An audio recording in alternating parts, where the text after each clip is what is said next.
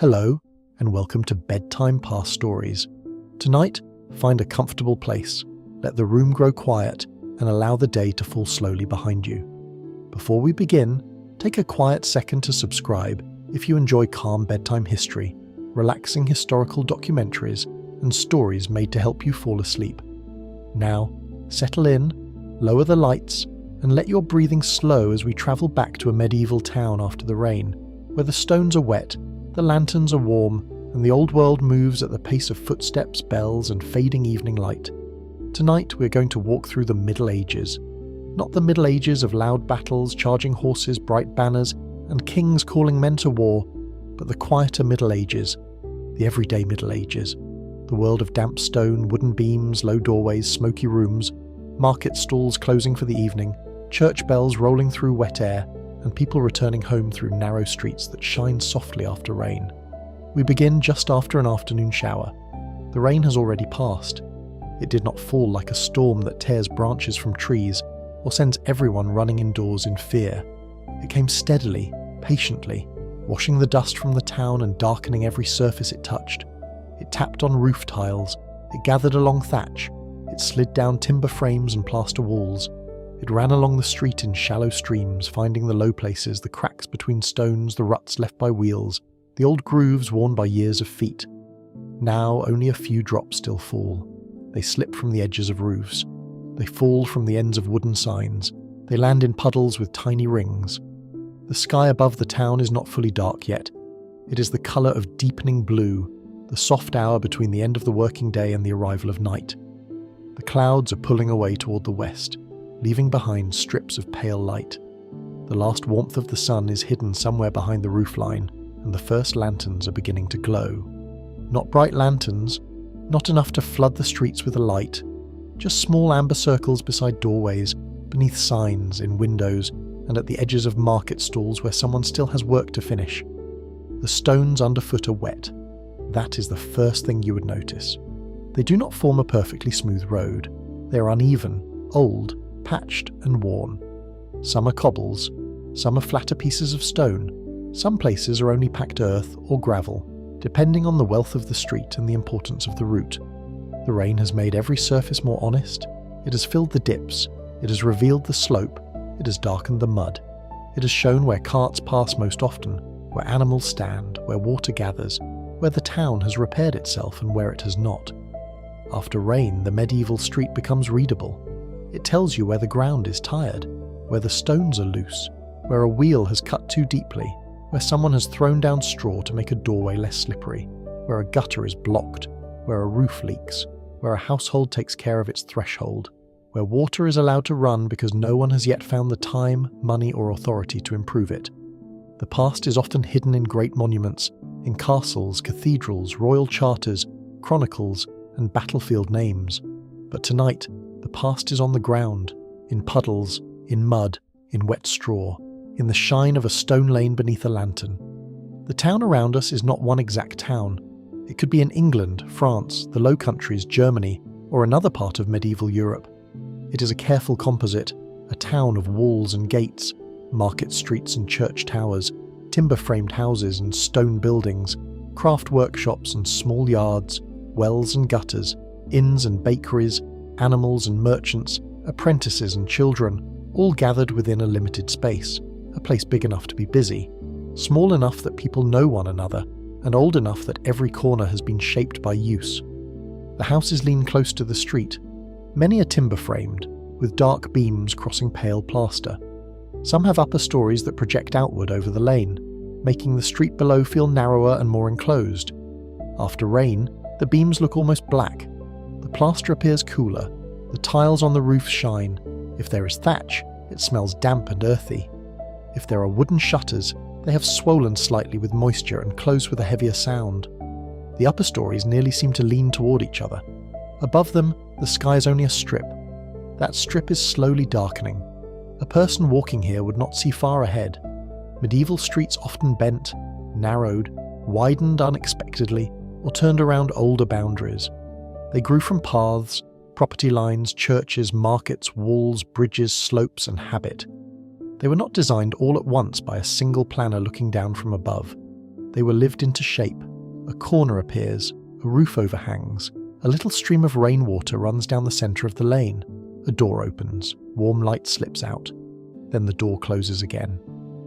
The sound of the street after rain is not silence. It is softness. Hooves do not strike dry earth sharply now. They press into mud, splash through puddles, scrape over stone and pause near doorways. Wooden wheels creak more slowly as carts move through the wetter ground. A sign swings gently above an inn, the water dripping from its lower edge. A dog shakes itself beneath a covered step. Somewhere behind a wall, a horse exhales. Somewhere nearby, a woman calls a child indoors. Somewhere farther off, a church bell sounds, lowered and rounded by the damp air. The bell is important. In a medieval town, time is not carried in every pocket. Most people do not glance at personal watches. Time is heard. It comes from bells, daylight, meals, work routines, market hours, church offices, gate openings, and the habits of the community. The bell does not belong only to one person. It belongs to everyone who can hear it. Tonight, after rain, the bell rolls through the streets like a slow wave. It touches the market square. It moves along the roof lines. It enters alleys. It fades into the wet stone. The town listens, even if no one stops. Somewhere, a merchant understands that the day is nearly done. A servant knows she must return before the household worries. A gatekeeper knows the hour is approaching.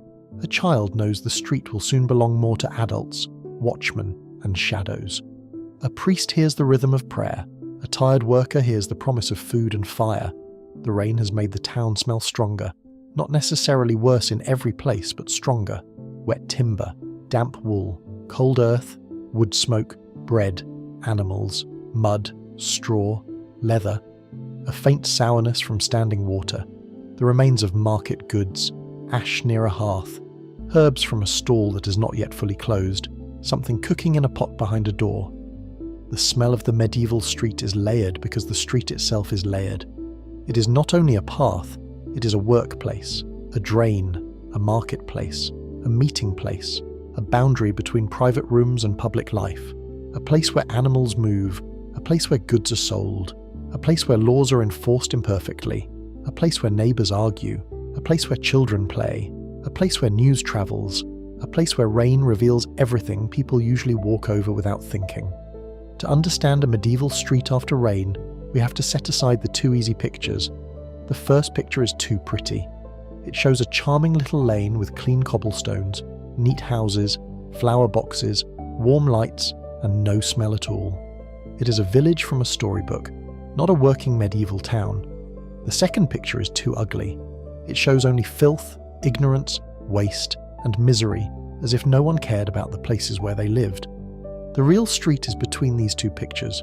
It can be dirty, it can smell, it can be muddy, crowded, inconvenient, and dangerous underfoot. But it is also maintained, argued over, swept, repaired, regulated, crossed, known, loved, and endured by the people who depend on it. The medieval street after rain is not a joke about how dirty the past was. It is a living system made visible by water. We begin near the market square.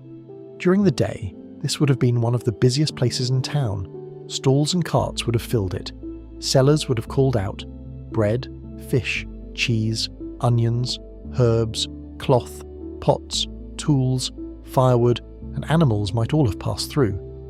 Buyers would have tested goods, argued over prices, gossiped about neighbours, complained about roads, repeated news from other towns, and watched officials who cared about weights, measures, and tolls. But now the market is closing. The rain has changed the work. A cloth awning sags with water. A seller lifts one edge carefully so the rain runs off in a sudden sheet, splashing onto the ground. A wooden board is wiped with a rag and lifted from its trestles. Baskets are gathered.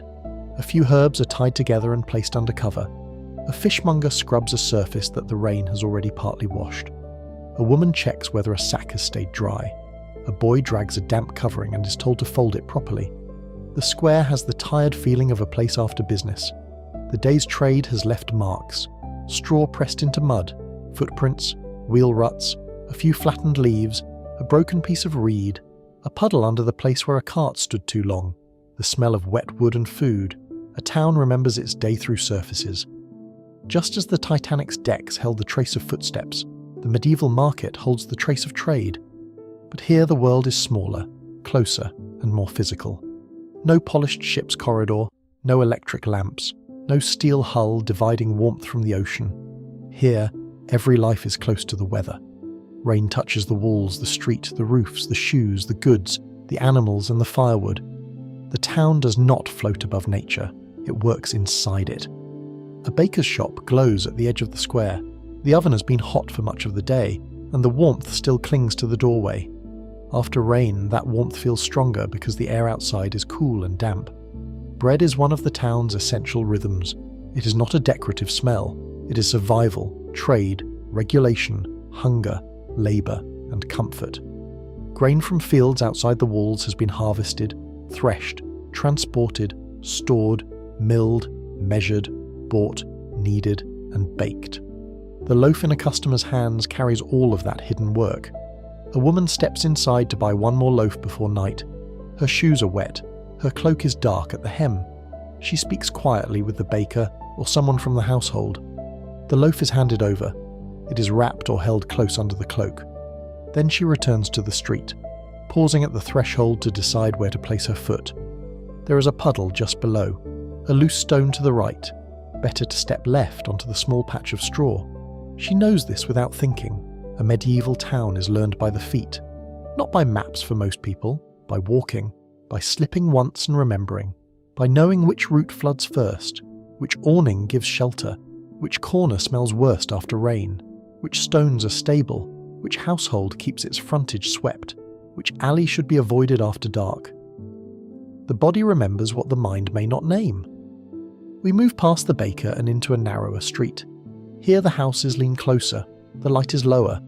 A sign hangs from a beam, painted with an image rather than relying only on words. Not everyone can read easily, and images help. A shoe for a cobbler, a loaf for a baker, an animal or symbol for an inn, a tool for a craft.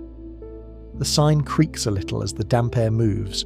Below it, a shopkeeper closes a shutter. The board resists because the wood has swollen from rain.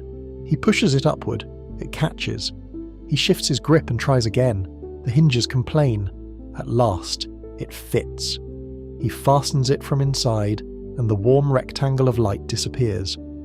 A medieval shop is often not separate from a home in the modern sense. The front may be business, behind it, storage, above it, sleeping. In a room nearby, perhaps a family is preparing food, a servant is cleaning, an apprentice is finishing a task, a child is being told not to track mud across the floor. Work and domestic life are braided together. The street is public, but it presses directly against private rooms. After rain, the boundary matters. The threshold must be swept. Shoes must be scraped. Wet cloaks must be hung. Goods must be pulled away from damp walls. Firewood must be kept dry if possible. A leak must be noticed before it ruins stored grain, cloth or tools. The outside is always trying to enter. The household is always trying to resist it. We pass an apprentice carrying a small basin of water. He's young, perhaps 12 or 14, though the exact age does not matter. He moves quickly but carefully because the ground is slick. He has chores to finish before the evening meal. Apprentices learn a trade, but they also carry, sweep, fetch, clean, watch and obey. The street is part of their training. It teaches them customers, routes, routines, dangers, habits, and the moods of the town. He steps over the channel in the street where water is still running. This little channel is not a modern sewer. It is shallow, visible, imperfect, and important. It carries rainwater, washwater, mud, straw, scraps, and whatever the street gives it. In some towns, drainage is more organised. In others, poor. Some streets are paved and sloped. Some are rough. Some channels clog easily. Some are cleared by residents or workers. Some are ignored until rain makes them impossible to ignore. Tonight, the water in the channel moves slowly. It catches against a twig. It gathers around a stone. It carries a floating piece of straw. It gives the lane a quiet sound, almost like a tiny stream running through the middle of human life. Water over stone, a soft, continuous movement. The apprentice pours his basin into the channel and turns back inside. A passerby steps around the splash without surprise. In a crowded town, private actions have public consequences. What you pour, where you sweep, where your animals stand, how you maintain your frontage, whether your roof drips into the lane, whether your waste blocks a channel, all of these affect others. Medieval town life is communal, not because everyone is kind, but because everyone is close. People complain. They have to. Complaint is one of the forces that keeps the town functioning. A neighbour complains about a blocked gutter. A buyer complains about false weight. A resident complains about a foul smell. A guild complains about unfair trade. A town official complains about obstruction. A householder complains about someone else's animals. The street is full of negotiation, and after rain, negotiation becomes practical. Water has to go somewhere. Mud has to be crossed. Goods have to stay dry. The market must open again tomorrow. The lane bends toward the church. The church tower rises above the roofs, darker now against the evening sky. Its stones have been washed by rain. Water beads on ledges and slips from carved edges. The church doorway is deep with shadow, but inside there may be candles, wax, old stone, damp wool, and the faint scent of incense. The church is not separate from the town's life. It marks time, memory, obligation, prayer, and community. The church bell sounds again, lower now. The damp air carries it gently. A few figures cross near the churchyard wall. They move carefully over wet stone. One carries a lantern, another lifts a garment slightly to avoid mud. Their heads are bowed not in drama, but in habit against damp air and fading light. In a medieval town, the churchyard may be close to everyday movement. The dead are not hidden far away from the living. Burial, prayer, trade, gossip, procession, and ordinary walking can exist near each other. This closeness gives the town a different relationship with memory. People pass places where generations are buried. They hear bells for the living and the dead. They understand time not only as hours, but as feast days, saints' days, fast days, baptisms, marriages, burials, and seasons. After rain, the churchyard soil is dark. The path shines faintly. The stones hold coolness. There is a solemn quiet here, but not emptiness. The church gathers the town's breath. Beyond the church, a side lane leads toward workshops. During the day, the street would have carried sharper sounds: hammering, sawing, scraping, calling, bargaining, animals passing, carts unloading, tools striking material. Now the sounds are fading. A blacksmith's last blows ring from somewhere ahead, duller because of the wet air. A carpenter's shop smells of fresh wood and damp boards. A cobbler pulls a shutter closed, knowing tomorrow will bring shoes soaked from the day's rain. A tailor or cloth seller checks that fabric has not been touched by damp. Rain is a problem for every trade in a different way. For the baker, it threatens fuel and delivery. For the cloth seller, it threatens stock. For the cobbler, it creates work but damages leather. For the carpenter, it changes wood.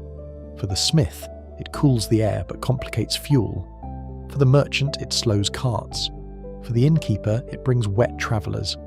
For the householder, it tests the roof. For the poor, it makes discomfort harder to avoid. Weather is never just background. In a medieval town, weather is part of the economy. A cart comes slowly through the lane. Its wheels are high, wooden and damp. The horse's coat is dark from rain. The driver walks beside it, not seated, guiding the animal around a deeper rut. He knows this route. He knows where the wheel may catch. He knows the lane narrows near the overhanging house. He knows the stone near the corner is loose. He speaks softly to the horse.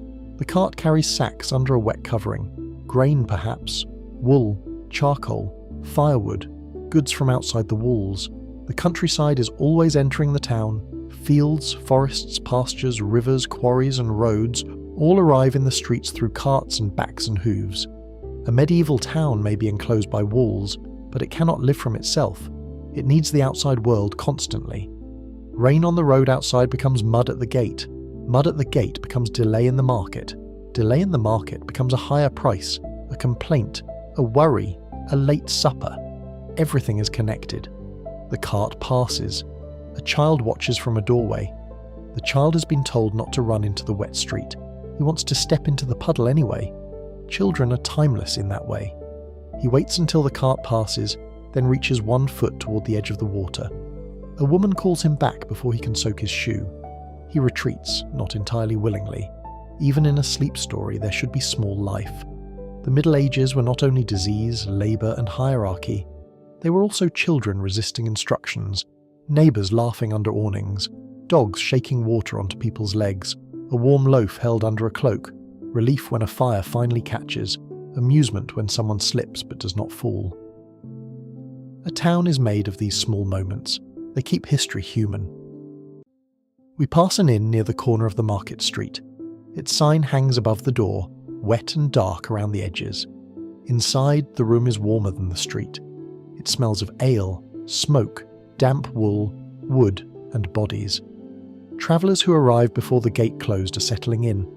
A local man speaks with someone from another town. News moves with travellers. Road conditions, prices, rumours, marriages, deaths, harvests, taxes, disease, work, disputes, opportunities. The inn is not quiet in the way a bedroom is quiet, but it is part of the town's evening softness. The sounds are low, a cup set down, a bench shifted, a murmur, a laugh that fades quickly, a wet cloak hung near warmth, a horse in the yard behind, breathing in the damp air. After rain, shelter becomes valuable. The inn is not luxurious for most people, but it is a roof, fire, food, and company. For a traveller who has spent the day on muddy roads, that is enough. Enough is an important word in medieval life. Dry enough, warm enough, fed enough. Safe enough, clean enough, close enough to the fire, near enough to the gate before it closes. In the modern world, comfort is often expected to be complete. In the medieval town, comfort is partial, negotiated and deeply appreciated when it appears. A dry bench after rain, a bowl of warm food, a patch of clean straw, a repaired shoe, a candle that stays lit, a door that closes properly. These are small things, but small things carry great weight in daily life. We continue down the lane toward the town wall. The street is quieter here. The houses are lower. The air is colder because fewer shops remain open. The wall ahead is dark with rain, its stones patched from different periods of repair. A town wall is not just defence, it is identity. It tells people where the town begins and ends. It controls gates, tolls, goods, strangers, and sometimes fear. After rain, water runs down the wall in thin lines. The walkway above may be slick. A guard or watchman moves carefully, his lantern low. The gate will close or has already closed depending on the town's rules and the hour. The closing of a gate changes the feeling of the evening. Inside is not perfectly safe, but it is known. Outside are roads, fields, ditches, travellers, animals, darkness and uncertainty. The gate is a boundary between human order and the wider night. A heavy wooden sound carries through the damp street. Perhaps the gate has just been barred. Perhaps a final traveller has been admitted. Perhaps someone is too late and must argue, pay, wait, or seek shelter outside. Tonight, we do not follow that person. We remain inside where the town is gathering itself into darkness. The rain has made the air cool enough that smoke hangs low. From several rooftops, thin streams rise and spread. The smoke smells of wood, peat, charcoal, or whatever fuel is used locally. It mixes with dampness. It clings to cloth. It enters hair. It settles under eaves. Smoke is irritation, warmth, food, and survival at once. Inside houses, fires are being managed carefully. Fire is comfort, but also danger. In towns built with timber, thatch, and close-set structures, fire is one of the great fears. Rain reduces the danger outside for a while, wetting roofs and beams, but hearths, lamps, candles, and ovens still require attention. A careless flame can turn comfort into destruction. Towns know this. Rules about fire, ovens, thatch, and night watch exist because people have seen what happens when fire escapes. After rain, the town smells safer for a moment. Damp roofs, wet streets, cool air. But the watch still walks, the lantern still moves, the eye still checks for smoke where it should not be. We turn back toward the centre. The market square is nearly empty now. The wet ground reflects the sky. The church tower stands over it. The inn glows at one edge. The baker's warmth is fading. A few late figures cross the square with purpose. No one lingers without reason. Evening is becoming night, and night in a medieval town belongs to fewer people. A woman hurries home with her basket covered. An apprentice carries a tool he should have put away earlier. A man leads a tired horse toward a stable yard. A priest or clerk moves along the church wall. The watchman's lantern appears at the far side, then disappears down a lane. The town is not asleep yet, but it is preparing. This first part of our story is about arrival, about letting the place become real before we study it more deeply. We have seen the wet stones, the closing market, the leaning houses, the baker's warm doorway, the little channel carrying rainwater through the lane, the church bell in damp air, the workshops closing, the inn gathering travellers, the wall dark with rain, and the first true quiet of night. In the next part, the town will wake again. We will see what rain has done by morning, how market life resumes, how craftspeople work around dampness, how water must be fetched even in a town full of puddles, how animals and carts reshape the streets, how daily routines make the medieval town function one practical gesture at a time. But for now, stay in the evening, stay with the old street just after rain. The stones are wet, the lanterns glow, the roofs drip softly, the bell has faded, the town breathes slowly. A door closes, a horse shifts in a stable, a final cart creaks away. Somewhere, someone lifts a damp cloak from their shoulders and hangs it near the fire. Somewhere else, a child is told to sleep. Outside, the street keeps the memory of the day in water and mud, waiting for morning feet to write over it again. And as the sky darkens fully above the medieval town, the rain has stopped, but it remains everywhere. In the stones, in the wood, in the smell of the air, in the softened sounds, in the careful steps of people going home, and in the quiet feeling that history is not only made by kings and wars, but by wet streets, warm lamps, tired hands, and the ordinary human wish to find shelter before night. The second part of the story begins the next morning. The medieval town wakes slowly after rain, not all at once, not with a sudden rush, but in small movements, one doorway at a time.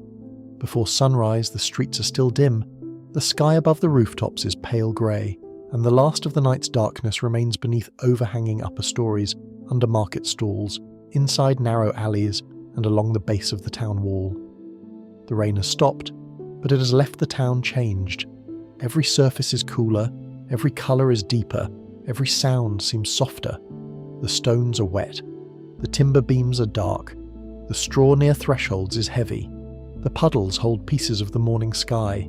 A thin mist rests close to the ground in some lanes, not enough to hide the town, only enough to soften it. Smoke begins to rise from the first hearths. It rises slowly, because the air is damp and still. The smell of wood smoke mixes with wet earth, old plaster, animals, and the faint sourness of water that has stood in the street overnight. Then the first sounds begin. A bolt slides back. A shutter opens. A broom scrapes across a threshold. A bucket touches stone. A rooster calls from somewhere behind a wall. A horse stamps in a stable yard. Someone coughs near a cold hearth. A child turns over on a straw mattress. The town is returning to itself. In the first part of our walk, we arrived at evening, just after rain had washed through the streets. We saw the market closing, the baker's warmth, the inn sign dripping, the church bell rolling through damp air, and the lanterns beginning to glow. Now, in the morning, the same streets must become useful again. That is the first work of the day. Before selling, before bargaining, before craft, before prayer, before gossip, the town has to make its wet surfaces manageable. A woman steps out with a broom made from tied twigs. She stands for a moment at the doorway, looking down at the ground. The rain has pushed mud and straw toward the low part of the lane. A shallow stream still moves through the channel, though much more slowly now. The straw that was laid down yesterday to make the threshold less slippery is dark, flattened and unpleasant underfoot. She begins to sweep. Not because she imagines the street can be made clean in a modern sense, not because the whole town can be transformed by one broom, but because this one doorway matters. This one threshold is where the household meets the world. People will step here, goods may pass here, children may cross here, a visitor may judge the household by what they see. So she pushes the wet straw aside. She clears the worst of the mud. She guides a little water away from the door. The broom makes a soft dragging sound. Sweep, pause, sweep, pause. Across the lane, another door opens. A man lifts a wooden shutter from the front of a small shop. The wood has swollen from the rain and does not move easily. He pushes it upward, shifts his hands, lifts again, and finally the board opens onto the street. Warm air escapes from inside. The shop is not ready, but it is awake. This is how the town begins, not with grand declarations, but with thresholds. A medieval street is public, but every household takes some responsibility for the edge where private life touches it. Some do this better than others. Some are required by local rules to keep the frontage usable. Some are pushed by neighbours. Some simply know that if they do not manage their own doorway, the day will be harder. Rain makes this obvious. A dry day allows neglect to hide for longer. A wet morning reveals everything. The lane slopes slightly toward the market square. Water has followed that slope all night, moving through the channel, around stones, under cart ruts, and past the bases of houses. Where the paving is better, the water has run clear. Where the street is rougher, it has gathered into muddy pools. A wheel track near the middle of the lane is filled like a narrow brown mirror. A child appears at a doorway and looks at it with interest. An adult tells him not to step there. He steps closer anyway. The puddle is too tempting. Then he's called back more firmly, and the door closes behind him. The day is not yet busy, but it is already full of small negotiations. The baker's household is awake before most others. Bread does not wait for lazy mornings. The oven must be prepared, fuel must be managed, dough must be shaped, loaves must be baked and sold while people need them. The rain has made the firewood a concern. Was it kept dry enough? Did dampness reach the kindling? Has the oven cooled too much overnight? The baker's work depends on heat, and heat depends on preparation. Inside, the bakery glows. The air is warmer than the street. Flour dust lies on boards. Hands move through dough. The oven breathes heat. A door opens, and the smell of baking bread enters the damp morning like a promise. It is one of the gentlest comforts in any age. Bread in cold air. Outside, the street is wet, awkward, and half-lit. Inside, dough becomes food. A woman arrives with a cloth over her head and a basket on her arm. She may be buying bread, or she may be bringing dough to be baked, depending on local custom. She steps around the deepest puddle without looking down for long. Her feet know the way. She speaks with someone inside. There is a brief exchange. Price, weight, timing, perhaps a complaint about the rain, perhaps a comment on the road, perhaps news from another household. Bread is never only bread. It is grain prices, harvest weather, milling, fuel, labour, regulation, hunger, trust, routine. And in a medieval town, routine is one of the strongest forms of order. The market square begins to stir. At first, only a few sellers appear. They arrive with boards, baskets, bundles, cloths and animals. A man sets down trestles and checks whether the ground beneath them is too soft. A woman shakes water from a cloth cover. A boy carries herbs bundled together, their smell bright and green against the dampness of the square. A fish seller looks unhappy with the ground, but begins setting up anyway. A potter handles his wares carefully, because a slip on wet stone could break more than one vessel. After rain, market work is slower. Every object must be protected from water. Every board must be wiped. Every basket must be placed where it will not sink into mud. Every customer must choose where to stand. The market is a system of feet, hands, surfaces, and weather. A cloth seller unfolds fabric only halfway, keeping the rest covered. Damp is dangerous for cloth. Wool can hold moisture, linen can stain. Dyed fabric may suffer if handled carelessly. A merchant dealing in better textiles watches the sky with suspicion. The clouds are not gone completely. They hang in pale strips beyond the church tower. He says something to an apprentice. The apprentice nods and pulls the covering closer. The cloth remains mostly hidden, not because it is unimportant, but because it is valuable. A medieval market is full of such caution. Goods are not disposable. A broken pot matters. A spoiled sack matters. A wet bolt of cloth matters. A lost chicken matters. A dishonest measure matters. A damaged shoe matters. In a world where objects require so much human labour, care is practical. Near the centre of the square, a woman with eggs moves slowly. Her basket is lined carefully. The eggs are covered from the damp air and protected from sudden movement. She does not push through the crowd. She waits. She chooses her steps. The wet stones demand patience. A boy runs past her too quickly, she warns him. He slows for 3 steps, then forgets. Children belong to the street as much as adults do. They learn by being in it. They carry small messages, they fetch water, they watch stalls, they follow animals, they listen to adult talk, they play in corners where they should not. They test puddles, climb low walls, chase dogs, and absorb the shape of the town long before they understand its rules. A medieval child knows which baker gives scraps, which dog is safe, which alley smells worst, which well is crowded, which shopkeeper shouts, which market day brings the most animals, which stones become slippery after rain. The street educates the body before it educates the mind.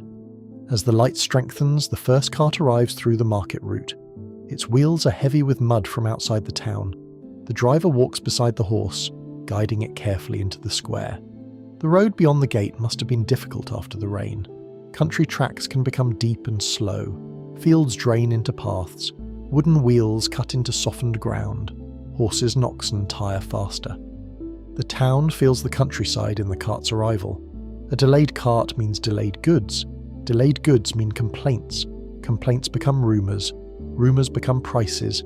Prices become worry. Weather moves through the economy like water through a gutter. The cart carries sacks under a damp covering. Perhaps grain, perhaps wool, perhaps charcoal, perhaps produced from nearby villages. The covering is pulled back, checked, adjusted. Someone inspects the load. Someone asks why it is late. The driver answers with a gesture toward the road, as if the mud itself should speak for him. Everyone understands. Rain is an explanation. Not always an excuse, but an explanation. Near the edge of the square, a town official or market inspector appears. He too steps around puddles. Authority does not keep his shoes dry. He may be concerned with weights, measures, tolls, quality, or order. Medieval towns often regulated markets carefully because trade depended on trust, and trust depended on visible standards. Bread must be sold by proper weight. Ale must meet expectations. Meat and fish must not be dangerously bad. Measures must not cheat. Certain trades belong in certain places. Certain sellers may have rights or restrictions. A market is not freedom without structure. It is a negotiated order, and on a wet morning that order stands in mud with everyone else. The inspector stops near a stall. A seller speaks defensively before being accused. A customer waits. An apprentice watches closely, learning how adults perform disagreement. The exchange is small. Perhaps nothing comes of it. Perhaps there is a warning. Perhaps a fee. Perhaps a complaint carried forward. But it belongs to the same daily web as the rain and the bread and the cartwheels. History is often made of things that do not seem important enough to record, and yet these things are the life of a town. A little farther on, we enter the street of craftsmen. Here the morning has a different sound.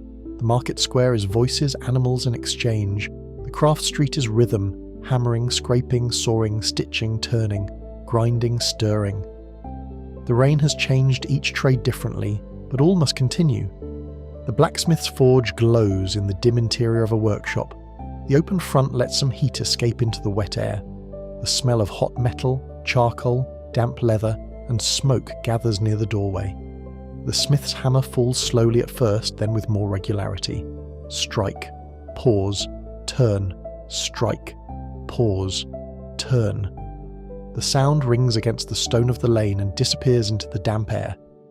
Iron matters everywhere in the town. Hinges, nails, tools, knives, locks, horseshoes, hoops, fittings, brackets, chains, and repairs. Without iron, doors fail, carts weaken, animals go unshod, barrels loosen, tools break, and daily life becomes harder. The smith may not be a noble figure in the chronicles, but the town depends on him. After rain, his work is needed. A cart fitting may have strained in mud. A horseshoe may be loose. A hinge may stick from damp. A tool may need repair after clearing a ditch. People bring small problems to the forge because small problems become large when ignored. Next to another workshop, wood shavings curl on the floor. A carpenter planes a board near the doorway using the morning light. The smell is different here, cleaner, resinous, softened by damp air. Wood is everywhere in the medieval town. Beams, shutters, barrels, carts, handles, stools, chests, fences, ladders, scaffolds, roofs, bowls, doors, bridges, tools, beds, and signs. Rain is a constant test of wood. It swells boards, darkens beams, finds cracks, softens old repairs, encourages rot where water lingers. A carpenter knows how wood changes with weather. He can hear it, feel it, smell it. He understands that a door that closed yesterday may resist today. A beam that looks solid may hide weakness.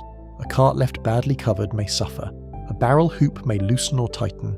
A shutter may swell in its frame. He pushes the plane along the board. A shaving curls, falls, another pass, another curl. This movement, simple and repeated, gives the street a calm pulse. Across from him, a cobbler or cordwainer examines a wet shoe. Rain is bad for leather, but good for business in its own way. Wet streets reveal weak seams. Mud pulls at soles. Water enters cracks. A person who must walk through town cannot ignore footwear for long. The customer stands nearby, one foot perhaps in an older shoe, the other wrapped or awkward. The cobbler presses the leather, checks the stitching, looks at the sole. He does not speak dramatically. He knows what rain does. He has seen the same problem many times. A repair is cheaper than replacement. Thread is pulled. A needle passes through leather. The work is close, quiet, exact. Shoes are humble objects, but they determine how a person meets the street. A bad shoe makes every puddle personal. A good repair can make a wet day bearable. This is why everyday history matters. It shows that the past was experienced through things people touched constantly. A handle, a shoe, a loaf, a bucket, a broom, a latch, a cloak, a lantern, a threshold. Nearby, a tailor or cloth worker keeps fabric away from the open damp. Cloth is a world of labour. Sheep, flax, spinning, weaving, fulling, dyeing, cutting, sewing, mending. A garment is not only something worn, it is time made visible. Good cloth can be expensive. Fine dye can signal wealth. Even simple clothing requires work. After rain, every garment has a story of dampness. Hems collect mud. Cloaks grow heavy. Wool smells stronger. Linen underlayers may feel cold if moisture creeps in. A child's sleeve needs drying near the hearth. A traveller's cloak must be hung before it mildews. The tailor folds a piece of cloth and sets it deeper inside. A customer complains about a torn hem from the wet street. The tailor nods. Rain again. Always rain, when it chooses to matter. The street fills slowly with more people. A servant carries a covered basket.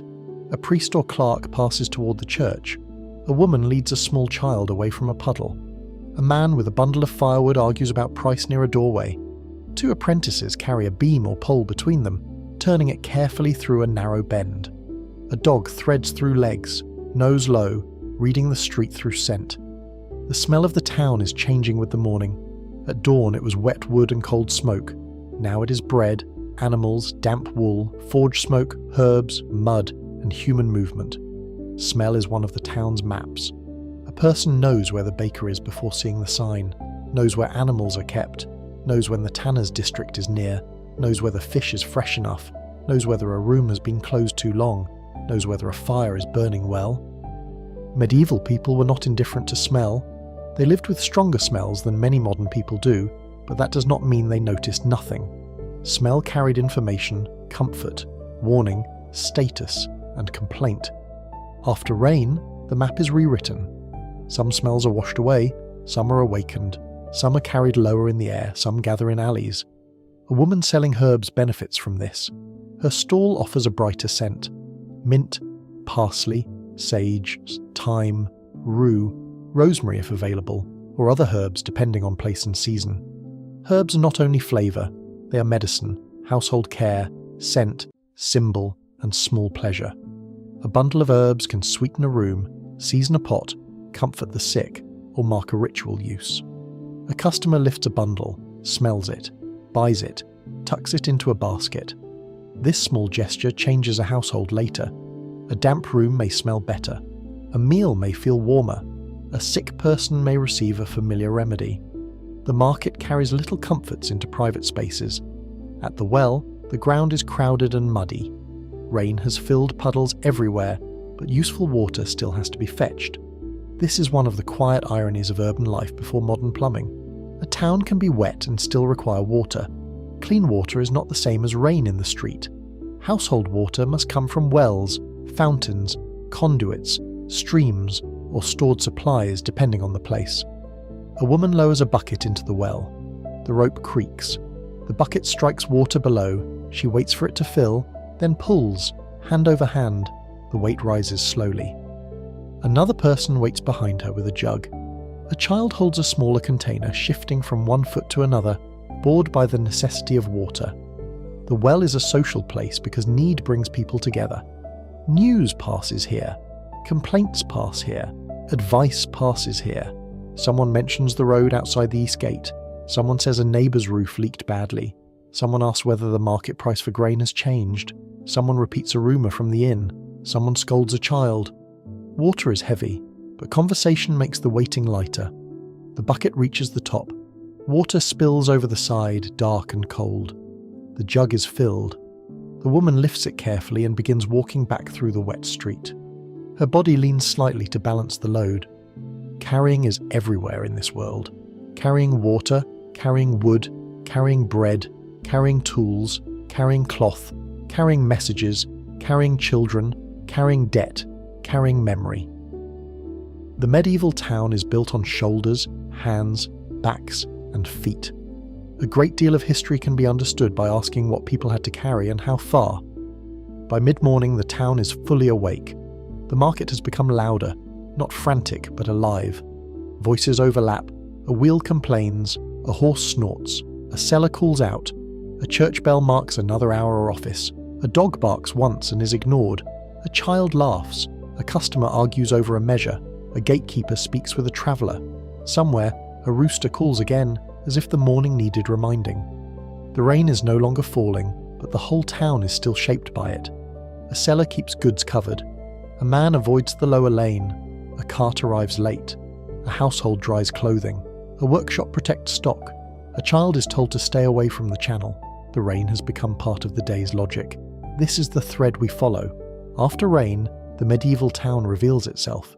It reveals its surfaces, its routines, its weaknesses, its care, its labour, its inequality.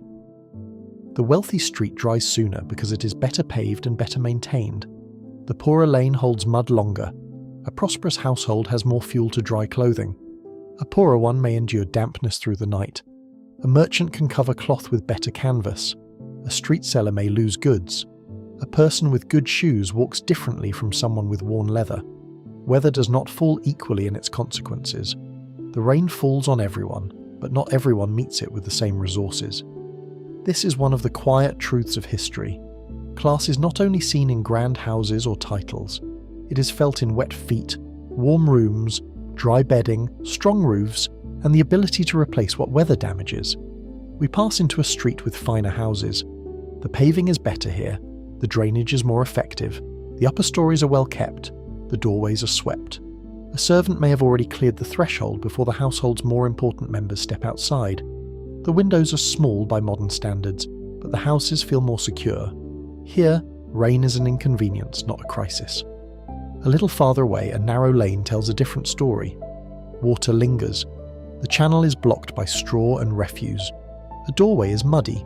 A roof has dripped all night into the same place. Someone has placed a board across the worst patch, creating a temporary bridge. People cross carefully. No one is surprised. The two streets belong to the same town, but they do not experience the rain in the same way. A medieval city or town is always a map of status, labour and access. Where you live determines what you smell, how far you walk, how safe your water may be, how quickly streets are repaired, how close you are to market, church, wall, gate or nuisance trade. The rain makes the map visible because water follows the town's physical and social slopes. By midday, the market reaches its busiest rhythm. Food is sold, goods are exchanged, animals move, officials inspect, neighbours meet, news spreads, children run errands, people from outside the walls come and go. The ground is churned by traffic, especially where the rain left it soft. A cart becomes stuck for a moment near the edge of the square. Several people help shift it. The horse strains. The wheel lifts from the rut with a wet sound. A small cheer rises. Not because this is a great event, but because people enjoy a problem solved in public. Then the market continues. A man buys a repaired tool, a woman chooses onions, a servant hurries with bread, a seller covers fish from sudden drizzle. A potter watches nervously as a customer handles a jug. A cloth merchant refuses to unfold more fabric until the sky clears. The day's life gathers and disperses, gathers and disperses. The church stands over it all. From its tower, if we could look down, we would see the whole pattern.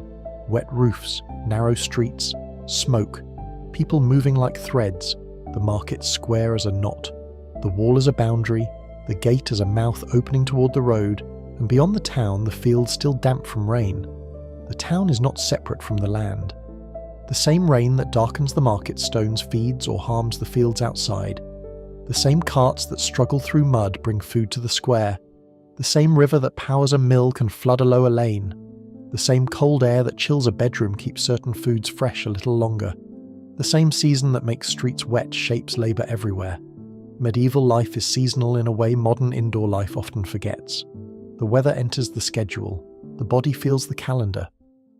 As afternoon approaches, the first energy of the market begins to soften. Some people have bought what they need. Others remain. Workshops continue, but morning urgency has passed. The ground is less wet in sunny places. The shaded side of the street remains damp. A puddle near the church wall reflects a piece of tower and sky. A woman returning from the well stops under an overhanging story to speak with another. Their conversation may be about work, illness, children, bread, a marriage, a debt, a rumour, or simply the rain. The exact words are gone, but the scene is familiar across centuries. Two people pausing in a street because the day has given them a reason to speak. This is how community forms, not only in councils, guilds, or church gatherings, but in pauses, at the well, under an awning, beside a market stall, near a doorway, while waiting for a cart to pass, while sheltering from rain. The town is a machine of accidental meetings. A medieval street after rain slows people down, and in the slowing, conversations happen. Near the inn, a traveller prepares to leave again, or perhaps decides to stay until the road improves. Roads after rain can be troublesome, and a traveller who does not need to depart may choose warmth over mud. The innkeeper benefits. The traveller pays for another meal, another night, another place near the fire. Travel depends on weather, business depends on travel, news depends on travellers. Rain changes more than streets, it changes the flow of information. If a messenger is delayed, news arrives late. If a merchant stays, a deal waits. If a pilgrim rests, a story remains in town another night. If a cart cannot pass, goods are scarce. Slow road slow, thought itself. In this way, a rainy medieval day can ripple outward, touching things far beyond the puddles we can see. Late afternoon comes, the light lowers. The town begins to turn toward evening again. Not as it did in the first block when we arrived just after rain, but now with the knowledge of the day behind us. We have seen the market wake, the workshops labour, the well draw people together, the carts struggle, the trades respond, and the streets reveal their differences. The same stones we saw last night are now marked by a full day of use. Footprints have crossed the drying mud, wheel ruts have deepened, straw has been moved, replaced, or trampled flat. The channel has carried more than rainwater. The market has left small traces of trade. The town has written itself onto the street again. This is what medieval life does. Every day writes over the last. Rain writes over dust. Feet write over rain. Wheels write over feet. Brooms write over mud. Night writes over everything. And morning begins again. As the market begins to close, we return to the idea that held this block together. The town as a living body. In the morning, it opened its doors like eyes. At midday, it moved through its streets like blood through veins. Its wells gave water, its ovens gave heat, its workshops shaped material, its market exchanged goods and words, its church rang time, its walls held the shape of the community, its gutters carried away what they could. A medieval town is never perfectly clean, never perfectly safe, never perfectly ordered. But it is alive. After rain, you can see that life more clearly. You can see where the water runs, where people sweep, where they complain, where they adapt, where they gather, where they protect what matters. A final cart crosses the square, lighter now than when it arrived. The horse is tired. The driver's boots are coated in mud. A seller folds a cloth. The baker's doorway glows again. A child finally steps into a shallow puddle when no adult is looking, then hurries away with wet shoes. A bell rings from the church tower, not loudly, but enough to remind the town that the day is moving toward its end. In the next part of the story, we will follow what the rain reveals beneath the surface of daily life. The gutters, waste, wells, smells, cleanliness, disease fears, household routines, and the imperfect ways medieval townspeople tried to keep their crowded world livable. But for now, this second part closes with the day still breathing, the market thinning, the workshops slowing, the stones drying in some places and darkening in others, the air carrying bread, smoke, wet wool, animals, and the last damp traces of the morning. A medieval street is not only a road, it is work, it is weather, it is memory, it is negotiation, it is the place where the private life of each household becomes part of the public life of the town. And as evening approaches again, the town begins to fold inward, one shutter, one footstep, one lantern, and one tired hand at a time. The third part of the story moves into what the rain reveals beneath the surface of the medieval town. Not the grand buildings first, not the church tower, not the market stalls, not the warm glow of the baker's door, but the gutters, the wells, the yards behind houses, the thresholds, the channels where water runs, the corners where smells linger, the small rules, habits, complaints, and daily labours that keep a crowded town from becoming impossible to live in. By now, the town has passed through morning and afternoon. The rain that fell before our walk began has shaped the whole day. It slowed carts, darkened beams, softened straw, filled ruts, delayed travellers, tested roofs, gathered at low points, and made people step more carefully than usual. It gave the market a wet shine. It made the forge smoke seem heavier. It made bread smell warmer. It turned the streets into a map of use. Now, as the day leans toward evening, we look more closely at that map. Because a medieval street after rain is not only beautiful, it is informative. It tells you how the town works. It tells you what the town hides. It tells you what the town cannot hide. Rain is a quiet historian. It does not speak. It does not write. But it reveals. It reveals which street drains well and which street does not. Which household sweeps its threshold. Which gutter is blocked. Which roof leaks. Which yard holds too much water. Which shop protects its goods. Which lane carries the smells of animals, food, smoke and waste. Which places are cared for. Which places are neglected. Which districts are wealthier. Which districts must endure more. So we begin with the gutter, or rather with the shallow channel in the street, because many medieval streets did not have gutters in the modern sense. Some had open drains, some had central channels, some relied on the slope of the street, some had more organised drainage if the town was wealthy, old or carefully managed. Others were rough, uneven, and patched only when a problem became too large to ignore. The channel before us is narrow, dark and still moving a little from the day's rain. Water runs through it slowly, carrying bits of straw, mud, ash, leaves, scraps from the market, and whatever else the day has left behind. It is not clear water. It is not pleasant water, but it is moving, and that matters. Moving water is easier to live with than standing water. A twig catches against a stone. The water gathers behind it. A little line of foam appears. Then the twig shifts, turns, and moves on. The sound is almost gentle, a small trickle over stone, soft enough to be calming, even if what it represents is practical and imperfect. This is one of the strange truths of the medieval street. Things can be unpleasant and peaceful at the same time when seen from a quiet distance. The people who lived here did not experience the channel as atmosphere. They experienced it as part of the work of living. It had to be kept open, it could smell, it could clog, it could become a nuisance. But it also gave the rain somewhere to go. Without it, the lane would be worse. A man with a shovel stands near a blocked part of the channel. He is not a nobleman, not a famous builder, not a chronicler whose name will be remembered. He may be a householder clearing the part in front of his dwelling. He may be a worker hired or ordered to manage the street. He may be acting because a neighbour complained. The exact reason is lost, but the work is clear. He digs wet straw and muck from the channel. The shovel scrapes, lifts, drops, scrapes, lifts, drops. Water begins to move a little faster. This is boring history in the best sense. No battle, no king, no dramatic speech. only maintenance. But without maintenance, a town fails. The great stories of medieval life, markets, churches, guilds, trade, travel, craft, food, prayer, sleep, all depend on these small practical acts. A blocked channel can flood a doorway. A flooded doorway can damage goods. Damaged goods can ruin a household's income. A foul puddle can bring complaint, illness, or trouble. A street that cannot drain becomes a problem for everyone who must use it. The shovel matters, the broom matters, the threshold matters, the rain makes them visible. As we walk on, we pass a household where someone has laid down fresh straw near the entrance. Straw can help absorb dampness and give footing, but once soaked and dirty, it becomes part of the problem. It has to be replaced, moved, or swept away.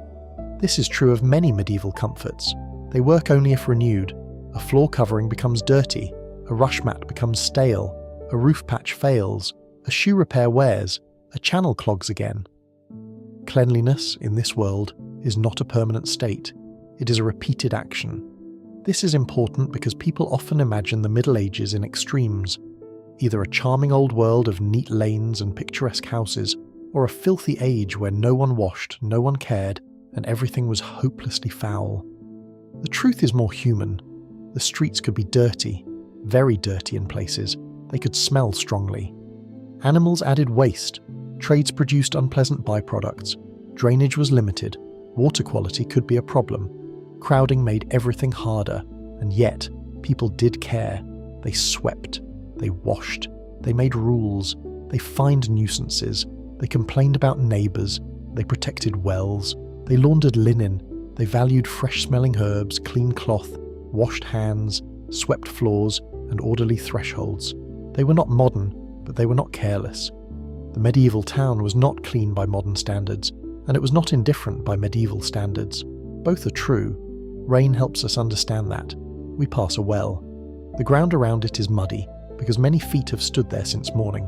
A well is not only a source of water, it is a social centre, a point of dependence, a place where private households meet public necessity.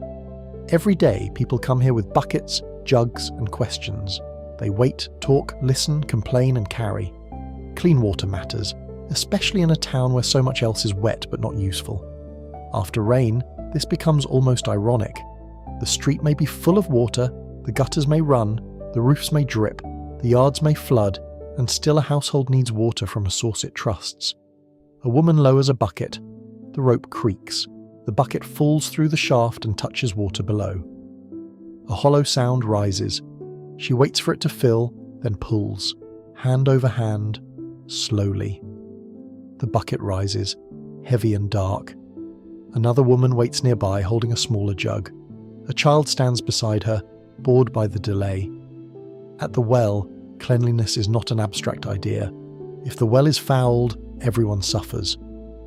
Medieval people did not understand germs as we do, but they did understand that foul water, bad smells, rot, stagnation, and corruption could be dangerous.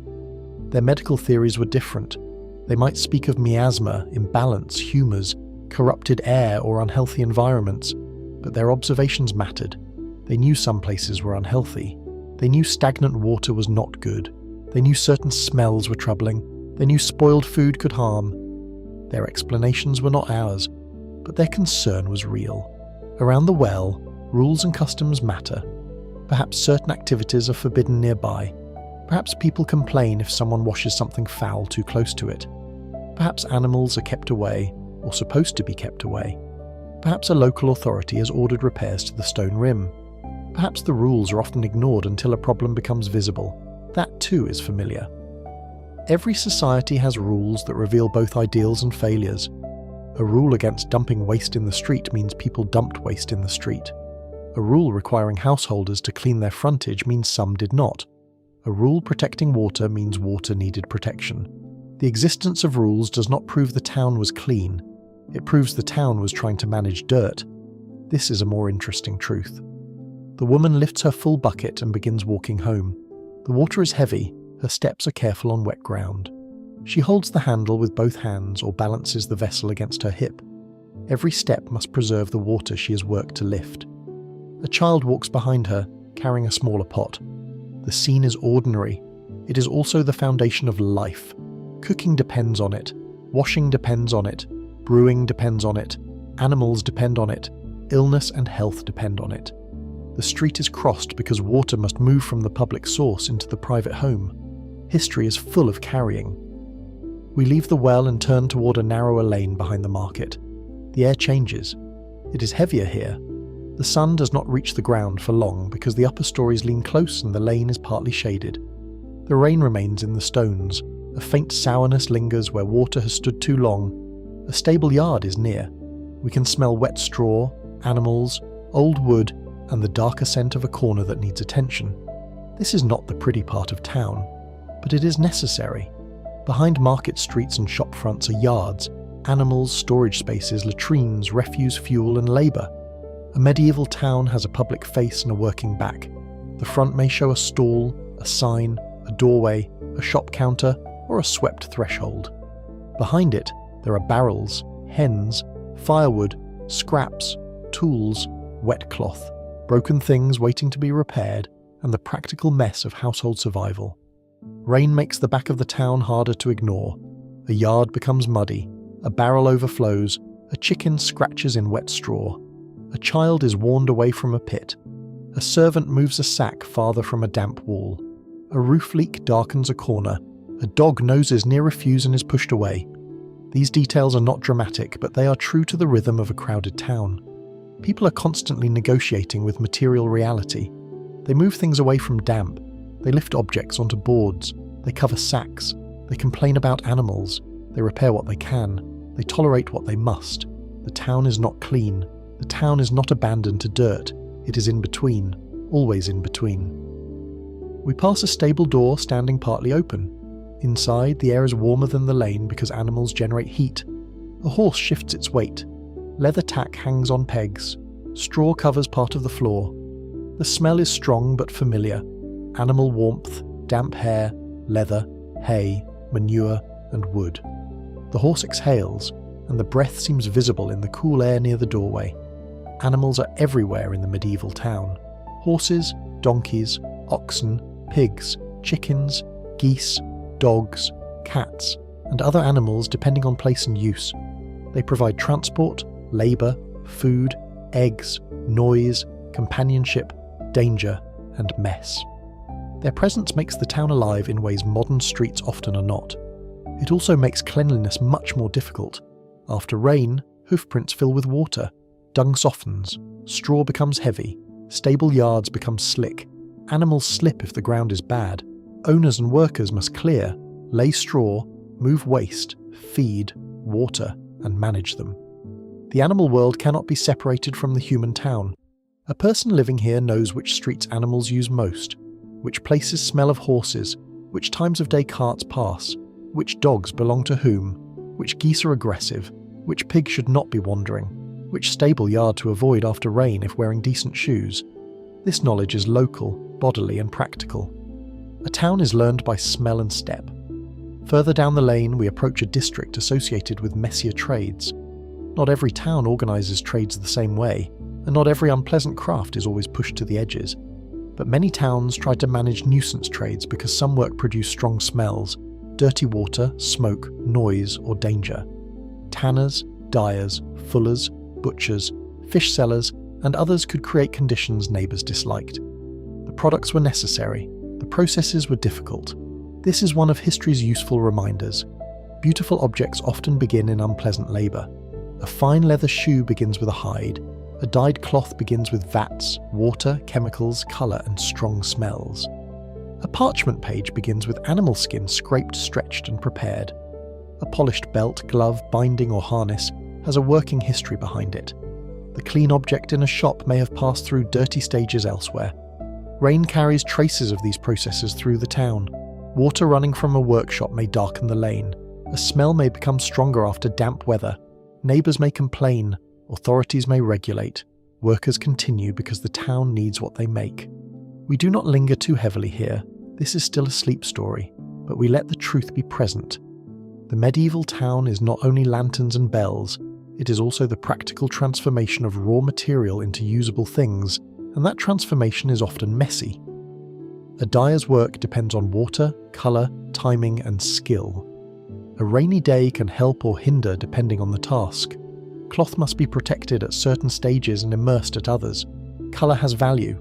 A bright garment is not simply pretty. It reflects trade, craft knowledge, status and money. A deep blue, a strong red, a fine green, a rich black. These colours may involve expensive materials and careful processes, but before colour becomes elegant, it is labour. Wet cloth, heavy vats, stained hands, strong smells. Water carried, heated, emptied, managed. A medieval street after rain reminds us that every refined surface has a hidden underside.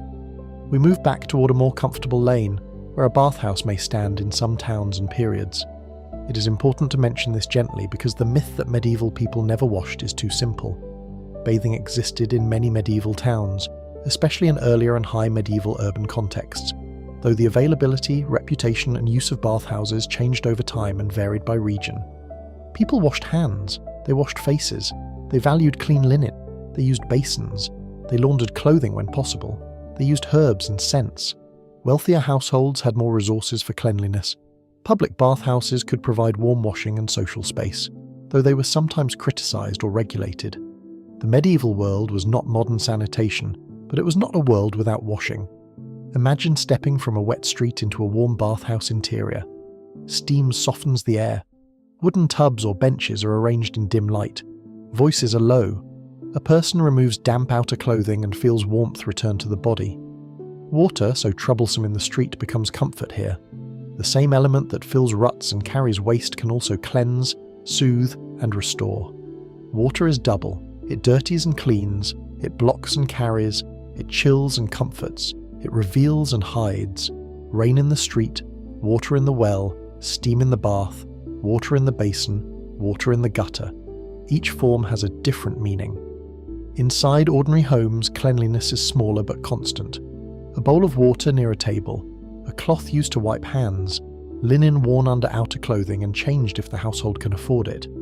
Floors swept, rushes replaced, pots scrubbed with sand, ash, or other available materials, hair combed, clothing brushed, bedding aired when weather allows, herbs used to sweeten a room, smoke endured but also managed.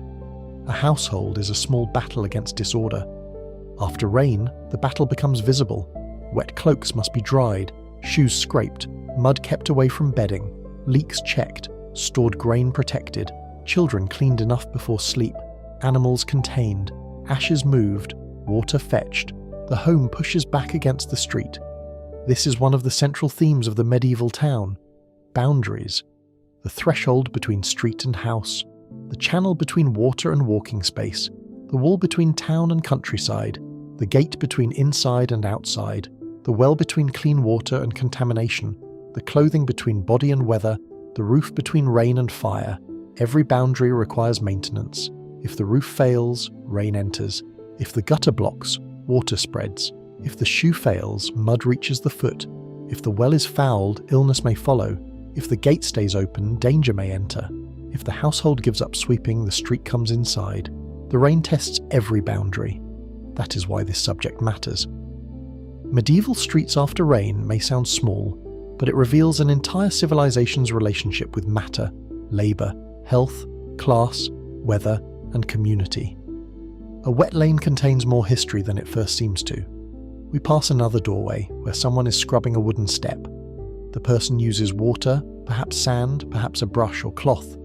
The motion is steady, not graceful but effective enough. The step will not be spotless by modern standards, but it will be better. Better matters, better footing, better smell, better appearance, better household pride, better chance that mud stays outside. The person pauses, straightens, looks toward the sky, then returns to the work. In a nearby room, perhaps fresh rushes or straw are being laid. Floor coverings can improve comfort, absorb dirt, and make a room warmer, but they must be changed or maintained. A neglected floor covering becomes foul. A cared-for one makes life better. Again, comfort is not an object alone. It is a routine. A clean room is not something achieved once. It is something made again and again. This may be the deepest difference between our myth of the past and the real past. We imagine medieval hygiene as a single condition, but it was a set of actions repeated unequally across wealth, region, household, season, and circumstance. Some people had better access to water, some had more servants, some had more linen, some lived near worse smells, some worked in dirtier trades, some could afford repairs, some could not. Cleanliness was not only cultural, it was economic, it was social, it was physical. A rich person could appear cleaner partly because others did the dirty work for them. A poor person might care just as much but have fewer resources, less space, worse drainage, and harder labour. Rain falls on both, but it does not affect both equally. We return toward the church again. The churchyard after rain is quiet and darkened. The path is slick. The stones hold moisture. A candle burns inside, visible through a doorway or narrow window. The church interior smells of wax, cold stone, damp wool, and old wood. It is a place where cleanliness has spiritual meaning too. Water is not only practical in medieval Christianity, it is sacramental. Baptism, blessing, washing, purification, ritual. The same town that struggles with gutters also understands water as sacred. This does not erase the practical problems, it deepens them. The medieval world often layers physical and spiritual meanings over the same material. Water can wash hands, carry waste, flood a lane, bless a child, fill a font, power a mill, and ruin a road. A bell rings softly. The sound moves through the damp town. In the churchyard, the rain has made the earth smell fresh. This is a different smell from the market lane. Quieter, cooler, more solemn. The dead are near the living here. In many medieval towns, burial spaces are central, not hidden far away. People pass memory on the way to market, prayer, work, and home. Rain on a churchyard is a reminder of mortality, but not a frightening one in this telling, only solemn. The town knows death more closely than many modern people do, but it also knows ritual, prayer, and continuity. The bells ring for the living and the dead. Generations pass through the same doors. Children grow up hearing the same tower. Market days continue. Rain falls on new graves and old paths alike. The street outside continues to carry life. A cart passes slowly. A woman with herbs crosses toward a house. A boy carries a covered bowl. A man empties a bucket carefully into the channel. A dog waits under an awning. The sacred and the practical share the same weather. As evening begins to gather, the smells of supper rise again. Pottage, bread, onions, smoke. Perhaps fish or meat, depending on household, day, and means. The wet street makes the warmth inside more inviting. Households close themselves gradually against the damp. But before night, the town must finish its maintenance.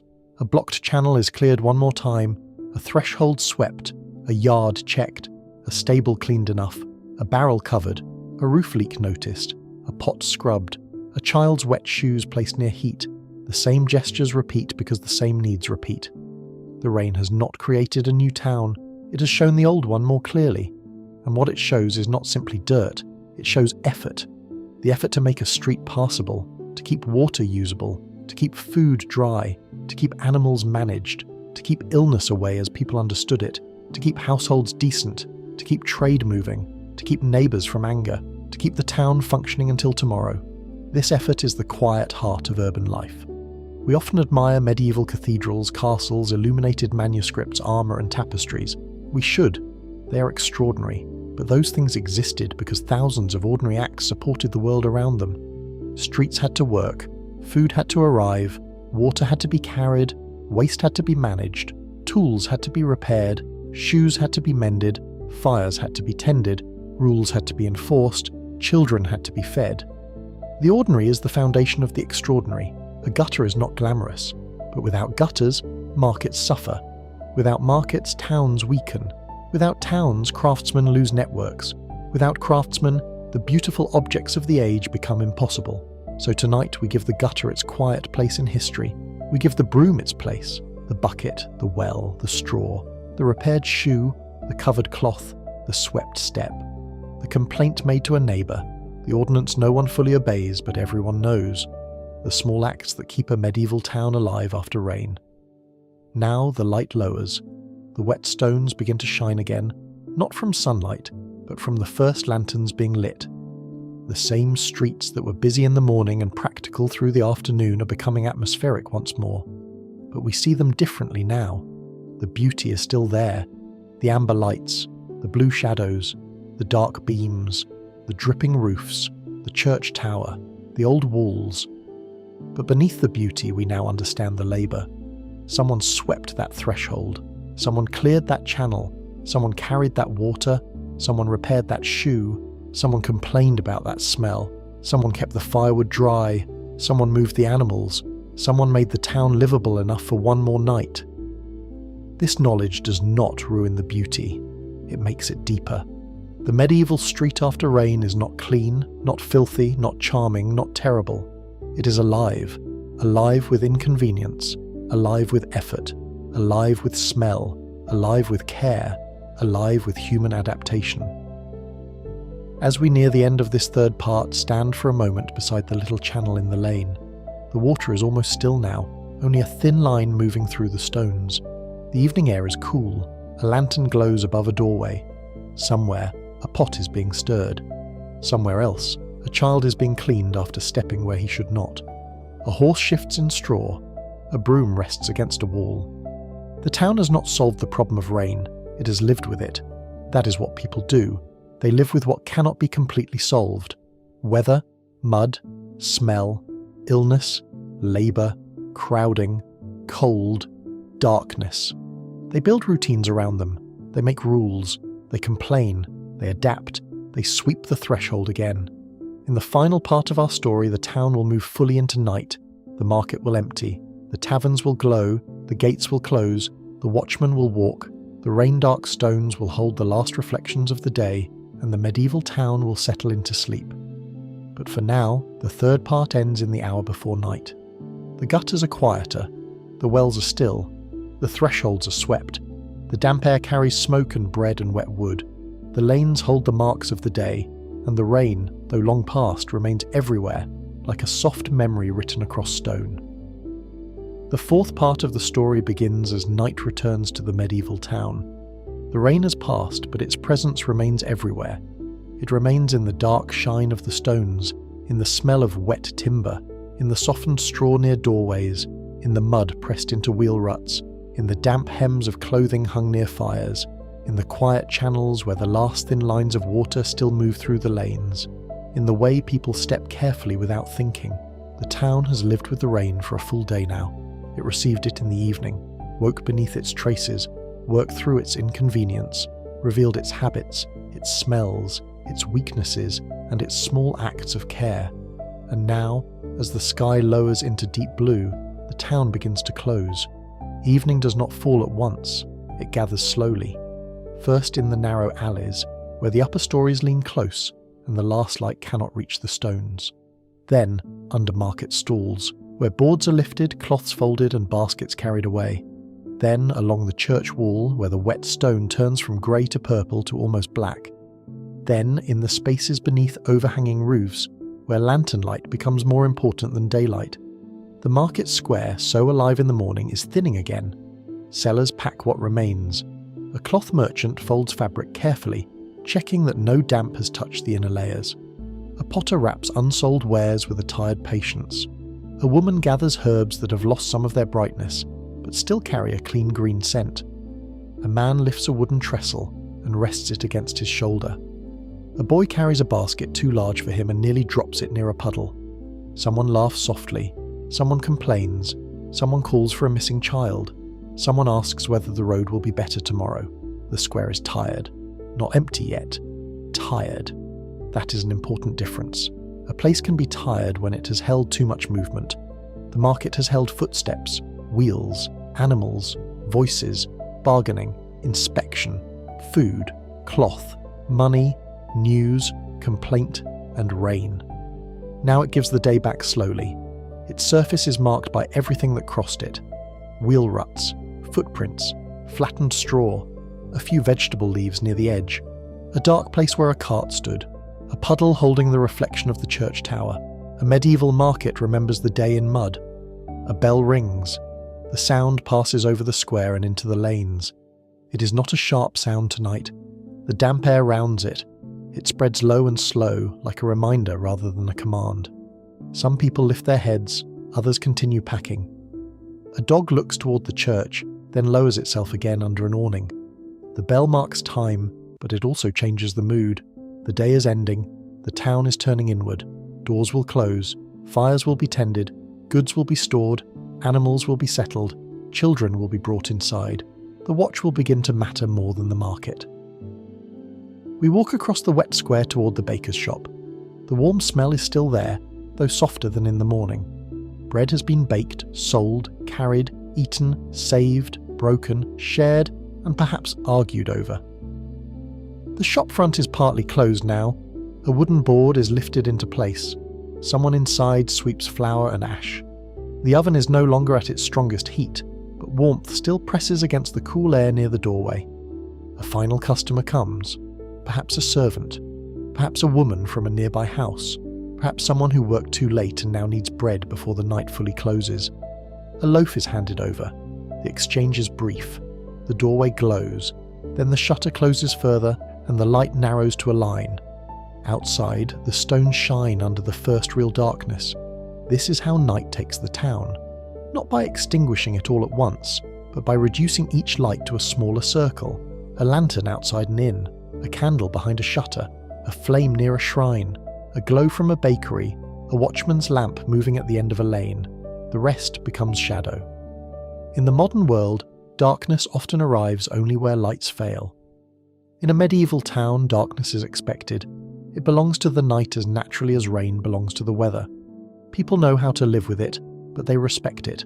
They finish tasks before it deepens. They carry lanterns if they must. They know which streets to avoid. They listen more carefully. They step more slowly. After rain, darkness feels even closer. The wet stones reflect light, but the spaces between lights seem deeper. The air is cool. The roofs drip occasionally. The ground is uncertain underfoot. A person walking home keeps one hand near the wall where the lane narrows.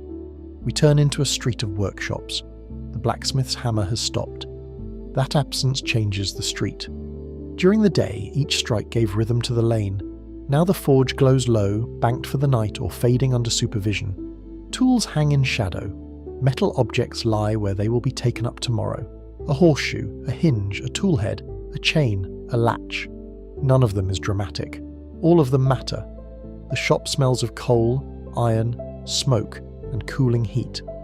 A final red point glows inside the forge, then dims. The carpenter's shop is also quiet. Wood shavings have been swept aside or left for morning. Boards are stacked away from damp. A plane rests on a bench.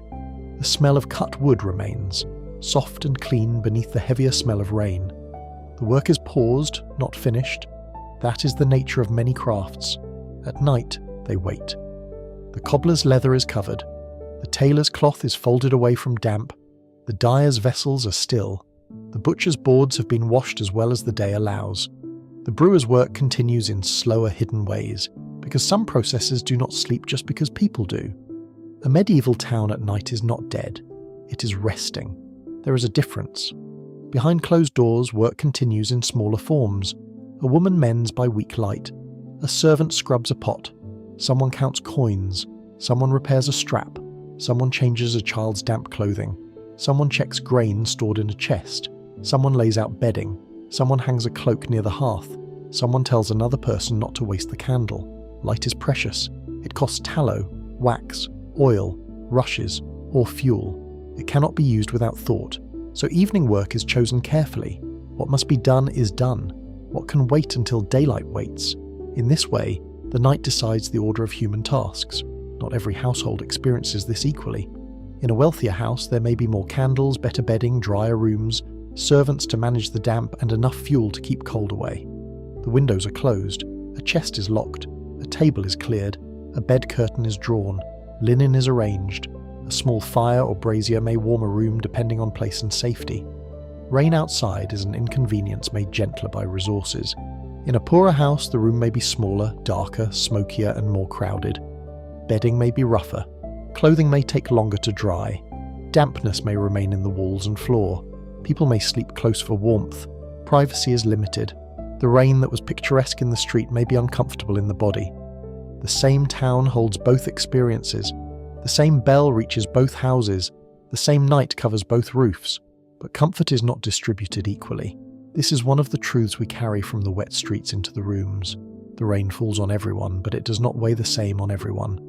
Still, in every household there is some form of evening ritual. A bowl set down, a cloak hung, a fire tended, a prayer murmured, a child settled, a door barred, a tool put away, a loaf broken, a candle watched carefully. The movements are small, repeated, and human. They are not written in chronicles, but they are the texture of life. We move toward the inn. Its sign hangs above the street, painted with an image now hard to see in the low light. Water still drips from its bottom edge. A lantern hangs beneath it, making the wet wood glow amber. Inside, the room is warmer, louder, and more crowded than the street, though tonight we keep it gentle. We hear only a soft murmur, the clink of a cup, the scrape of a bench, the low tone of travellers exchanging news. Travellers are always interesting in a town because they bring the outside world in. They bring road mud on their boots. They bring rumours, prices, warnings, stories, descriptions of bridges, markets, weather, illness, tolls, work, relatives, and distant places. After rain, travellers also bring complaints about roads. A man speaks of a flooded stretch beyond the West Gate. Another says the road north is passable but slow. A carter says his wheel nearly sank in mud near a field. The innkeeper listens because such information has value. Inns are not only places to sleep, they are places where information gathers. But as night deepens, even the inn begins to soften. Those who will stay find places to rest. Horses are settled in the yard. Wet cloaks hang near warmth. Bowls are cleared. A traveller counts coins. A servant carries bedding. Someone yawns into a sleeve. The energy of the room lowers, as all rooms do when bodies begin to feel the weight of the day. Outside, the street is quieter. The town gate is closing or already closed. We walk toward it slowly. The wall rises dark and damp. Rainwater has run down its stones, leaving darker streaks.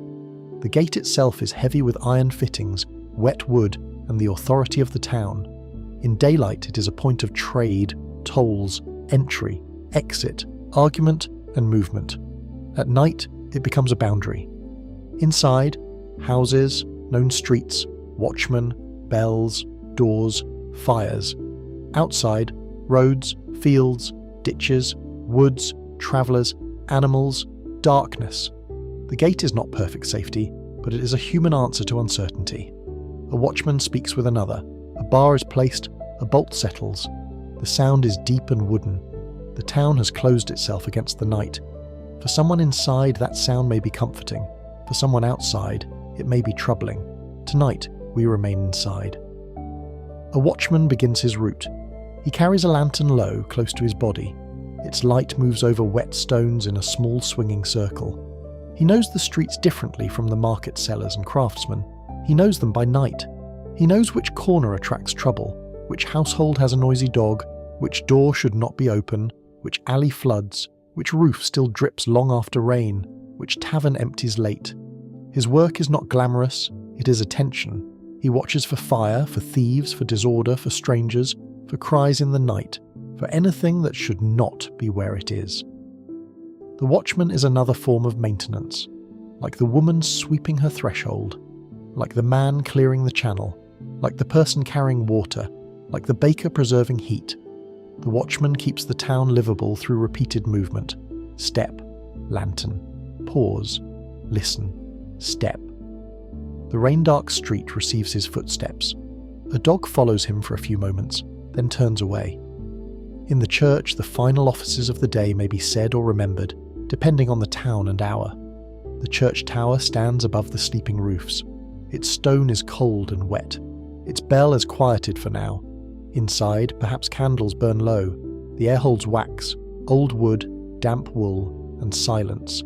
Compline, the prayer at the close of day, belongs naturally to this hour. Even if not every townsperson hears it directly, the idea of the day closing in prayer fits the shape of medieval night. The world is not simply turning off. It is being entrusted to God, to walls, to watchmen, to habit, to luck, to fire carefully tended and candles safely watched. Night in the Middle Ages is spiritual as well as practical. A person may pray before sleep. A household may cross itself. A parent may bless a child. A monk or priest may move through words older than the town's current roofs. A bell may sound later in the night. Faith, fear, routine, and fatigue all share the dark. We pass the churchyard slowly. The rain has darkened the soil. The path glows faintly where water reflects the lantern. The dead are near the living here, as they often were in medieval towns. This closeness is solemn, but it is also ordinary. People pass memory on the way to market, to prayer, to work, to home. Tonight the churchyard is quiet. The wet stones are still. The tower rises into the deep blue night. There is no need to be afraid, only respectful. The town's relationship with death is more immediate than ours in some ways, but it is also woven into ritual, community, and time. The bells that mark the day also mark loss. The church that gathers the living also remembers the dead. Rain falls on both. We continue into a residential lane. Here, the sounds are small enough that you have to listen for them. A pot placed on a table, a cough, a child whispering, a parent answering softly, a chair moved, a latch checked, a fire settling, rainwater dripping from a roof into a barrel, a wool blanket shaken once then laid down. Sleeping arrangements vary widely from house to house. In some homes, family members, servants, apprentices and lodgers may share space. Privacy is limited, beds can be expensive. Straw mattresses, pallets, benches, or shared beds may be common for many. Wealthier people may have better bedding, bed curtains, linen, and warmer chambers, but everyone knows tiredness. The body asks for rest after a wet day. Feet ache from uneven stones. Hands are rough from work. Shoulders feel the weight of water, wood, baskets, tools, or cloth. Eyes grow tired in dim light. The fire becomes a center. A place near warmth becomes valuable. A dry blanket becomes a comfort. A household settles into its night shape. In one room, a child is finally asleep. Earlier, perhaps the same child tried to step into puddles, watched carts, carried a small jug, or ran where he was told not to. Now he sleeps under a covering, with the sounds of the street muffled by walls and shutters. Outside, the watchman passes. Inside, the child knows nothing of the town's drainage rules, market regulations, craft guilds, or water systems. He knows only warmth, tiredness, and the fading sound of adults nearby. In another house, an apprentice lies down near the workshop. His day began before the market was fully awake. He carried water, opened shutters, watched the master work, ran errands, avoided scolding only sometimes, and learned a little more about the craft without realizing how much his body was absorbing. Tomorrow he will do much of it again. Repetition is how skills enter the body. Repetition is also how towns survive. Each day is different because weather, trade, and human moods change. Each day is the same because bread must be baked, water carried, animals fed, streets crossed, fires tended, prayers said, and doors closed. The medieval town sleeps on repetition. That is why it is so well suited to a story for sleep. Not because the past was easy, it was not, but because much of daily life moved in rhythms: sweep, carry, bake, walk, repair, ring, close, watch, rest. The same simple verbs returning again and again. The street outside becomes almost empty now. Almost, but not entirely. A late figure crosses from the direction of the inn. The person's steps are careful, perhaps from tiredness, perhaps from ale, perhaps from the wet ground. The lantern light catches briefly on the person's cloak. Then they disappear into a doorway. The latch closes. A horse shifts in a stable. A cat moves along a wall. A faint wind stirs the sign above the lane. The water in the channel is nearly still. The town has quieted enough that the smallest sounds become clear.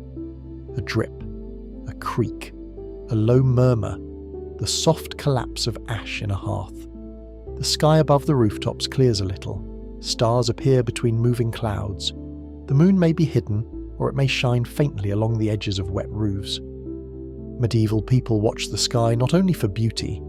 The moon mattered for light, travel, calendars, tides in coastal places, religious calculation, and the general sense of night. But tonight, we let it be simple. A pale light above old roofs, a little silver on wet tile, a quiet sky over a sleeping town. We return to the market square one last time. It is almost empty. The square that held the day's noise now holds reflections. The puddles capture lantern light. The church tower stands black against the sky. The baker's doorway is closed. The inn glows faintly. The wooden stalls are gone or folded away. The ground is marked by the day, but no longer crowded by it. This is the calmest version of the medieval street after rain. Not clean, not empty of history, not romantic in a false way, but settled. The day's work is done. The imperfections remain, but they are quiet for now. The channel still needs clearing tomorrow. The wet straw must be replaced. The muddy rut will dry unevenly. The cart road outside the gate may still be bad. Someone's roof must be repaired. Someone's shoes must be mended. Someone's cloth may have been damaged. Someone will complain again in the morning. But tonight, enough has been done. Enough is a humble word, but it is often the word that carries people to sleep. The town is dry enough inside, warm enough near the fire, safe enough behind the gate, clean enough at the threshold, fed enough after the evening meal, quiet enough beneath the bell tower. Enough does not mean perfect, it means livable. A medieval town after rain is a lesson in enough. Now a very fine rain begins again. Not heavy, not a storm, only a soft mist, almost too light to hear at first. It appears on the stones as a darker sheen. It gathers along roof edges. It taps gently on wooden shutters. It blurs the glow of the lanterns. It settles over the town like a thin veil. No one rushes now. Most people are inside. The watchman pulls his cloak closer and continues his round. The inn sign drips again. The churchyard darkens. The market square receives the rain without complaint. Rain is one of the oldest sounds in history. It has fallen on Roman streets, Egyptian temples, Viking ships, castle walls, monastery gardens, thatched roofs, market squares, battlefield tents, royal roads, and ordinary doorsteps. It connects ages because it is older than all of them. People in every century have listened to rain at night and felt the world grow smaller, closer, and more inward. Tonight, it falls on this medieval town. It falls on wet stones already marked by the day, on roofs that have sheltered families, on streets that carried market goods, on gutters that will need clearing again, on walls that hold the town's shape, on the closed doors of bakers, cobblers, carpenters, merchants, and innkeepers, on the watchman's lantern, on the quiet well, on the little channel where water begins to move again. The town sleeps beneath it. If you imagine looking down from above now, the town is a dark cluster within its walls. The church tower rises at the centre or near it. Lanes twist between roofs. A few lights remain, scattered and faint. Smoke thins into the wet air. Beyond the walls are fields, roads, hedges, ditches, and darkness. Somewhere beyond, another village hears the same rain. Somewhere farther, a road turns to mud. Somewhere a traveller is glad for a barn. Somewhere a mill stream rises slightly. Somewhere a farmer thinks of the fields. The town is not separate from the world. It only sleeps inside its walls for a while, and within those walls the street after rain keeps its quiet memory. It remembers the first drops, the closing market, the baker's warmth, the morning broom, the cart arriving late, the child near the puddle, the well-rope creaking, the smith's hammer, the cloth kept dry, the channel cleared, the threshold swept. The lanterns lit, the gate closed, the watchman passing. All of these are small things, but history is made of small things repeated until they become a world. A wet medieval street may not seem important beside kings, crusades, famines, cathedrals, and wars, but the kings passed through streets. Cathedrals were built by people who walked them. Famines were felt in the price of bread sold in them. Laws were enforced or ignored along them. News of wars arrived by travellers who entered through gates and crossed them. Children grew up in them. Old people remembered them. Craftspeople shaped the material world from rooms opening onto them. The street is not the background of history. It is one of history's main rooms. Tonight we have walked through it slowly enough to notice. We have not made it cleaner than it was. We have not made it uglier than it was. We have let it be itself, damp, crowded, warm in places, cold in others, useful, difficult, alive, and now sleeping. The rain continues gently. The lantern near the inn burns lower. The watchman's light moves away. A final window goes dark. The market square becomes a pool of shadow and reflected sky. Somewhere inside a timbered house, a person turns in sleep and hears the rain without waking fully. Somewhere, a child dreams. Somewhere, an apprentice sleeps too deeply to dream. Somewhere, a loaf waits for morning. Somewhere, a pair of wet shoes dries near the hearth. Somewhere, a bucket stands ready by the door. The old town has folded itself inward. The day is complete, and as we leave it, we do so gently. We step away from the market square, past the baker's closed shutter, past the quiet well, past the church wall, past the workshop doors, past the inn sign dripping in the mist, past the watchman's lantern disappearing around a bend. The stones are wet beneath us. The air smells of rain, smoke, bread, wood, and sleep. The bell is silent now. The town breathes slowly. And the Middle Ages, which can seem so distant when spoken of in years and kings, feel close for a moment because they are made of things the body still understands. Cold air, warm light, wet ground, tired hands, a closed door, rain at night. So let the town continue without us. Let the gutters carry their thin streams. Let the roofs drip. Let the fire settle. Let the walls hold the dark. Let the watchman walk. Let the people sleep. And if you are still awake, allow the image to soften. The wet stones blur. The lanterns become small. The roofs fade into the night. The bell is only a memory. The rain becomes a gentle sound without words. A medieval street after rain. A town at rest. A world long past, breathing quietly under clouds. And somewhere inside that world, behind a closed wooden door, someone lies down after a long damp day, listening to the same rain, feeling the same pull towards sleep, and trusting, as people have always trusted, that morning will come again over the narrow streets of the town.